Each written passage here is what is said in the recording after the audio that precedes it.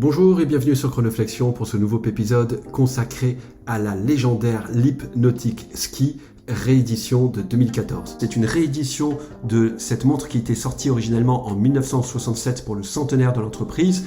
Il s'agissait alors de la première montre française étanche à 200 mètres, 20 atmosphères. Elle était alors équipée du fameux mouvement électrique de LEAP qui a été produit en série à partir de 1958, ainsi que d'une lunette intérieure tournante située sous la vitre pour éviter tout mouvement pouvant provoquer un accident de navigation sous l'eau. Alors cette nouvelle version de la LEAP Nautic Ski respecte l'authenticité et les lignes vintage du modèle d'origine en conservant tous les éléments fondamentaux du design de la Nautic Ski originale, notamment sa lunette interne pivotante ainsi que ses deux couronnes à la manière des compresseurs. Cette montre que je porte depuis 3 ans à peu près est particulièrement robuste et fiable, elle est parfaitement étanche. Petite anecdote au passage, il faut savoir que cette Nautic Ski a accompagné Éric Tabarly dans le monde entier pour écrire sa légende.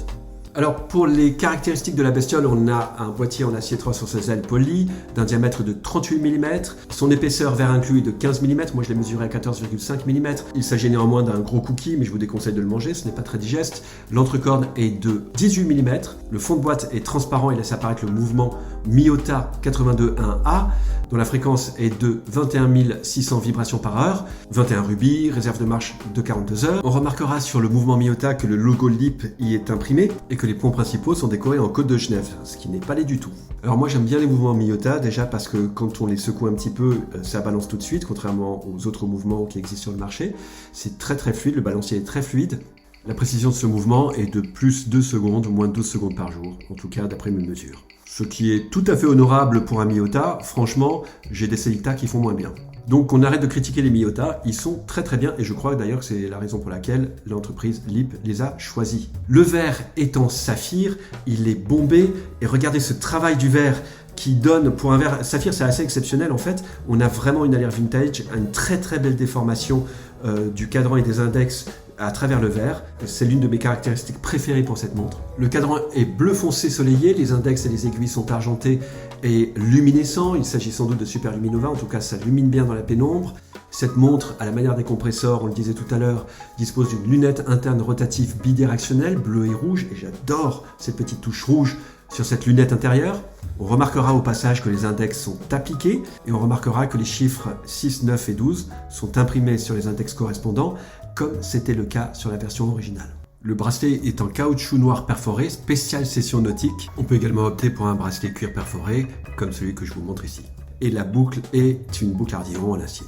Alors pour rappel, LEAP est une manufacture horlogère française qui a été fondée en 1867, elle est originaire de Besançon. Cette entreprise a toute une histoire dont on parlera sans doute dans un autre épisode. Sachez simplement qu'après avoir déposé son bilan en 1973, en raison de la crise du quartz, la marque est relancée en 2002. Et que depuis lors, elle ne fabrique plus ses propres mouvements et c'est bien dommage, on peut le regretter. Et la plupart de ces montres vont être soit des montres à quartz, soit des montres équipées d'un mouvement Miyota.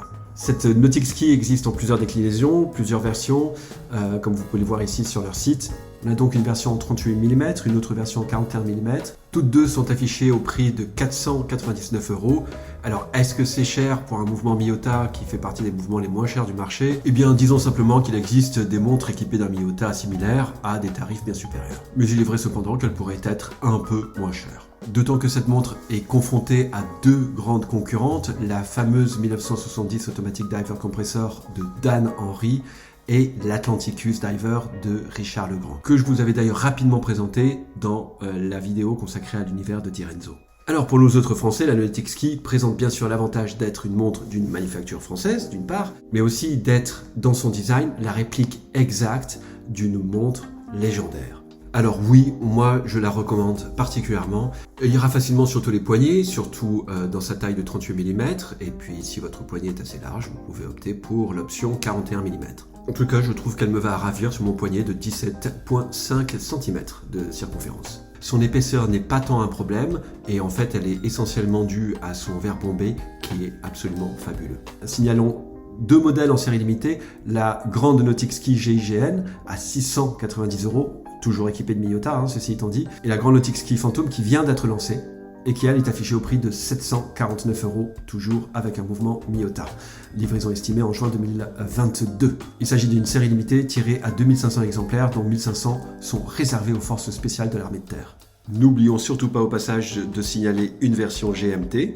C'en est tout pour cet épisode. Je vous dis à très bientôt sur Chronoflexion.